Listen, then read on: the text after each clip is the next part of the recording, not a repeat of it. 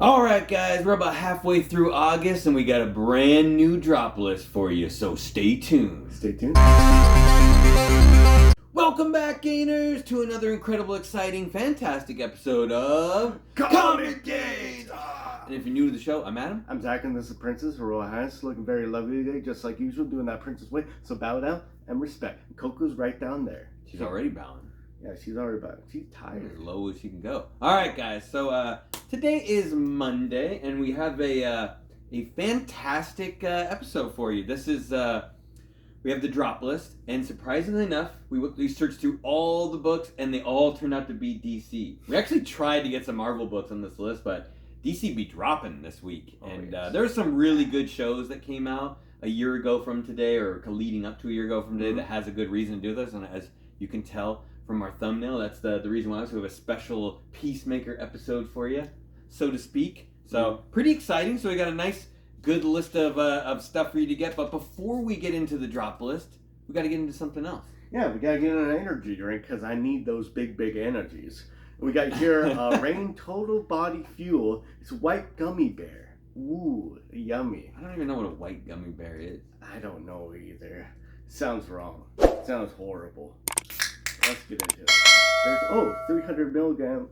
300 milligrams of natural caffeine. That's a lot, actually. I think that's quite a bit.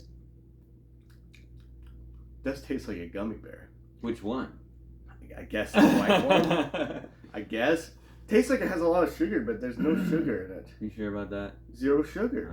Weird. Anyways, yeah, not bad. I wish it was a little chiller. Alright, let's get into it. Chill it. Alright, guys. So if you're new to the drop list, the Comic Games crew scours the internet for trending lists, hot lists from a year ago. It takes a lot of work. It takes a lot of time and work, but we tried to figure out these books that were really hot and the reason they were hot a year ago and what they're at now today. And some of these books are a really good idea to buy them now because of how far they've dropped down. Some of these, there's a reason they were hot a year ago and there's a reason why they dropped now, and you probably want to forget that they ever existed. But, it's a good way, and we've kind of taken our own medicine a little bit on this, and I've actually purchased quite a few books off of our own drop list. So we're kind of like figuring this out as we go. But it's really, really exciting. So we'll get straight into this. And the first book on the list is something that we did have, but now we don't have anymore. So at the high. But we got Batman Urban Legends, volume number 2. I actually didn't know there was a first volume to this, but this is volume 2. From 2021. This actually came out in August of 2021. So it was hot right out the get-go. But this was done by... Nicholas Scott and Joshua Williamson was the creative group on this, but obviously you guys can see here from the book, this is the first time that Tim Drake is revealed to be bisexual. And this was also the first appearance of Juliette Ballotine, the leader of Trust. I think, the reason in the media, obviously you had, Superman came out to be bisexual too after this, but I think this book was a bigger book because it was a little more of a surprise. I don't think any of us knew this was going to happen, and they did it, kind of in a smaller title. Batman Urban Legends wasn't as big a deal as Son of Kal-El, the Superman title, and everyone was like, okay, this is gonna happen, Superman's gonna be bisexual in a coming up book, so you kind of know all this is going on, because that book didn't do nothing, didn't take off nearly what this book did, and it held its value for quite a while. We bought a copy off the rack right away, and I was like, okay, let's sell this right. I think we flipped it for $35. Right away, because I wasn't sure how long it was going to last. I'm not a huge fan of this cover. The weird, part in Robin's hair is kind of weird. He has, this weird part down the middle of his hair. Quiet boy. Yeah, but I think overall, it's a cool book. I mean, it's a really significant point in DC, in the DC universe, and if something ever happens where they have this, come to real life in the movie where Tim Drake shows up, they never done Tim Drake, in any kind of movie aspect that I've seen. So if it comes out in the movies where this happens, this could be a huge book. And I was surprised how long it did hold its value for. Yeah. It stayed at $30, $35 for a long time. Yes. For being kind of a weird run, Batman Urban Legends. And now all of a sudden that series actually kind of taken off, a little more prestigious. More importantly though, Zach, how far has it dropped? What do you think about this book? What do you think? Well, in the CGC 9.8 1 year ago, it was going for $187.95. Now it's going for $81. It's dropped more than half. That's sad. But the lowest of the low was $48, and the highest of the high was $187.95. So it was at tippity top 1 year ago. Exactly. Right when it came out, it was crazy hot. Average sales $94.44. I would not recommend buying this book because it's really not a big key. It's not a great cover. It's DC. I'm more of a Marvel fan. I understand people like DC, but even if you're a DC fan, I'd still steer clear of this book unless you see it a dollar pen. It has no room to grow, I don't think. In price. I disagree on that. I would disagree. No agree. It's no way it's worth it. Yeah, me too. I mean, like, I'm not looking for it, but some people might be. That's just my opinion, though. Yeah, I'm not always right. Ooh, a little disagreement. All right. On the next Leave your book. comment down below. Let us know what you think, since it's a disagreement. Okay. Next up on the list, this is actually a favorite of mine, and we do have this book. This is Naomi #1 from DC Comics, obviously DC Comics, 2019. Creative group of Brian Michael Bendis and Jamal Campbell, which I'm really starting to appreciate Jamal Campbell's artwork. It's fantastic, like really, really good stuff. The inside's like as good as the covers on these books. It's amazing. Absolutely. But this is a really significant book for a lot of reasons. But yeah, first appearance of Naomi, which is really awesome, and then it's also first appearance of Dee, who is her mentor in the story. He's also like a Hawkman type character, like from that Thanagarian. Yeah, it's a bunch of strange words in these books, but yeah, this is. I don't think it's like a sleeper book, but like when this kind of came out, I mean, it has a really low print run, like 25,000 something copies on the print run on this, and like it's kind of like if you read it and you knew how good it was and you knew about it, but like nobody else was really looking for it when it first came out, and then it slowly trickled out that everyone kind of realized how awesome this story was. It took me a long time to read. I only just finally read the whole original series like within the last 6 months, and realized how cool it was. But it was good enough that they decided to make a TV show about it through CW, which obviously gave this book a huge lift. I don't think it always kind of stayed at a decent value, but it got a big lift when the TV show came out. And we watched the first episode, and I thought it was good. It's a CW show, so I always kind of take those CW shows with a grain of salt. There's so many things that we're watching, it's hard to like go deep into another show, especially when they're not going to spend that much money. I mean, a lot of people really like Green Arrow and Flash, and I got nothing bad to say against those ones. I didn't really get into them. But side note, overall, the story's amazing. And I've read the season 2 came out. I think they're on the last book on that one now, book 6. I actually think this could go way, way deep. They could do like season 3 or season 4. I actually think each one, like the first run was very small, like a very small aspect of the story. Like she basically figures out she has powers but no idea about her family, and then in the second series she's learning about her family and why her parents were like killed by certain people or whatever. Not too many spoilers, but it seems like they're going to end this and there's going to be plenty more to go on, which is kind of strange. They did a show with not a lot of stuff to back it up. I thought that was kind of weird. It was so short, like how are you going to keep a whole show on this? But too much talking on this. There is a second and third print out there, which is both cool covers. They're worth significantly less than the first print. There is a con exclusive that's worth more, though. That is a little bit harder to find. Yeah, but it has a purple. Instead of Naomi in white, it's Naomi in purple. Yeah, so keep an eye out for that one. But Zach will hit you with the numbers on this. What do you think, Zach? Because this is one of his personal favorites, too. Wow. This was one of the books I was wrong about to buy at the time. This was... For me, I was just telling a couple people, it's significantly dropped. It's actually a really good time to buy. Prices a year ago was $275, now $84.99. Lowest it's ever been was $46 in this a year time period. Highest was $350. Average sales $139.44. Like Am said, the story's fantastic. Really good. It kind of brings you into it. You really care about these characters. I mean, fantastic character development and not a lot of action for what for what you would expect would be like it's so good, it should have a lot of action.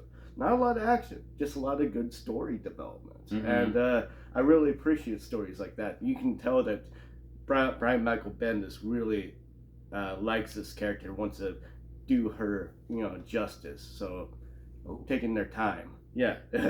Literally some no justice. pun intended. This is a fantastic buy. This is so cheap right now. I would say buy as many copies as you can find, or what would make sense for your pocketbook. But yeah, it's cheap right now. Super cheap. Get this book. Yeah, it's kind of hard to say. I mean, it's pretty clear the Marvel next-gen heroes you need to be looking at, but it's hard with some of the DC ones. I mean, there's a lot of next-gen heroes for DC too, but there's a few that are really stand out. I think Naomi's one of them. Mm-hmm. People should be looking at. Absolutely. Okay, next on the list, and we have a few of these books, just a couple of them. We got New Teen Titans Annual number 2 from 1983, really good year. You got Eduardo Barreto and Marv Wolfman.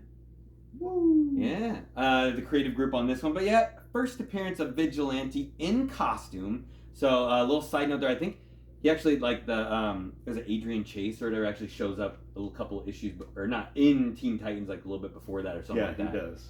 Something like, yeah. So before, he's actually in the story for a while before he actually turns into Vigilante. So kind of keep that in mind. But this is the good key. It's also Layla Michaels, who later becomes Harbinger, and Cheshire, Jade Nguyen, are also first appearances in this book as well. This book obviously was getting hot. Peacemaker was coming out. I think they actually like switched actors at one point in beginning of filming this. So glad they ended up with Freddie Stroma. He like killed the role as Vigilante. I mean, like as cool as John Cena was in this whole thing, which I mean every scene he was in that was stealing. There were so many good scenes with Vigilante where I'm like, dude, I don't even know who's funnier. Like I mean, it's hard to keep up with John Cena in a scene, and he was killing it. I mean, James Gunn destroyed this TV show. And there's like, there's a lot of things we were talking about. It's hard to watch all these shows, but this was one of them that was not hard to watch. I enjoyed every minute of it. So, and obviously we went out and like bought a whole bunch of these. We were lucky enough to kind of get these on the low, because it was a year ago we got these books. I don't know why we got them for so cheap. That was on the high, and this was a tough book because it's not quite dropped that much. We were kind of talking about this a little bit. It almost kind of had like a higher point a few months after a year ago, but Zach will get into that a little bit deeper. Yeah, so A little deeper. I did a little bit more research on this because this was pretty, this is pretty volatile. This was pretty like all over the place. It didn't quite make sense with the current comic trends in regards to the movie or TV show release. So prices a year ago, about $325 is what I could say safely to put on the drop list. Now it's $225. Lowest it's been was $175. Highest was $470. Average sale is $301.16. And the height of it was actually on March 14th, a couple months after the movie or TV show came out. Yeah, because the TV show came out in January. So 2 months after, what the heck? Why is it still going high? It lingered, man. It lingered. Yeah. People are like tripping out about Vigilante. It's like, oh god, he's like maybe even funnier than Deadpool. It's hard to say. It's close. It's pretty close. Yeah, DC version. So yeah, the high was $470. There was actually a double cover someone slapped on, like probably at the wrong time. Double cover 9.8 went for $600. Double covers are like 1 in 1,000 or less. For it. And then who knows what grade it's gonna be? I mean, it's gonna take the better grade of the 2 covers or how many covers you got. But there are not that many that are 9.8. So like for $600 for a book that in a 9.8 in March was going for $470, that's kind of a crime right there. That should be thousands of dollars. Well, I know the weird thing I heard about this show too was that us being in the comics and stuff, we were all excited for Peacemaker coming out. We saw it like the day it came out, but I realized in other circles it wasn't that well known, so it didn't trickle out to the rest of the non-comics or civilians, if you may be, until they realized how good the show was. That might have been why it kind of hung on a little bit. And then it finally ticked up 2 months later when everybody's like... Yeah, there's a lot of people that were like, oh, I didn't even know this was coming out. And we're like, what? What do you mean you didn't watch Peacemaker? All of our friends were like, you're not watching Peacemaker? Get home right now and watch Peacemaker. I got slightly angry. It's like, hey, have you seen Peacemaker yet? Like 2 weeks after it came out, I'm all done watching it. It's like, no. It's like, what's wrong with you? Yeah, I know. Yeah, that's probably why I lingered a little bit, but great. We can't wait. Hopefully they're doing a season 2. I think they are. Yeah. But, I mean, I would do some research, but if you find this book for cheap, there's no reason not to buy it. Yeah, that scene where he goes to jail on purpose is like, that was gold. That was pure gold. Pure gold. We cannot repeat it. All right. Okay, next up on the list. This is another one that has to do a little bit with that. Kind of goes along with the whole thing. We got Booster Gold, number 1 from 1986. He's like, it's gold. It's gold. This is written and drawn by Dan Jurgens. He did double work on this book. This book has a ton of stuff going for it, and not just for Booster Gold, even though he is amazing. You have first appearance of Booster Gold. You got first appearance of Skeet, his robot sidekick, but you didn't even know about that, Zach. The crazy thing about it is you have Blackguard, who's the villain of the story, played by Pete Davidson. This book got hot even before that when Suicide Squad came out. Everyone's like, oh, Pete Davidson's going to be in Suicide Squad. Spoiler alert, he gets knocked off immediately. I think his face gets blown out. Pretty messed up. But it was kind of crazy. That all got really hot. And there was a lot of talk. Everyone's like, okay, Peacemaker's getting his own series. And everyone's like, okay, it's going to be a prequel. It turned out not to be a prequel series. But they were like, Pete Davidson's going to be in that as a prequel. He ended up not being in that. But all of a sudden, this book got another punch up same time a year ago because of that whole Pete Davidson talk. That was a year ago when it was getting hot because of this conjecture that Pete Davidson was going to be in the Peacemaker show. That didn't happen. So, and now, recently, as of March, they've already casted Booster Gold to be in Legends of Tomorrow. You know how we kind of feel about those CW shows. This could be cool. I don't know. Haven't been watching Legends of Tomorrow anyways. I'm waiting for him to be in an R-rated movie on HBO. I've seen Legends of Tomorrow. The first season was pretty dang good. I'm not going to say it's bad or good. I haven't seen it, but... Yeah. After that, I didn't like it. Yeah.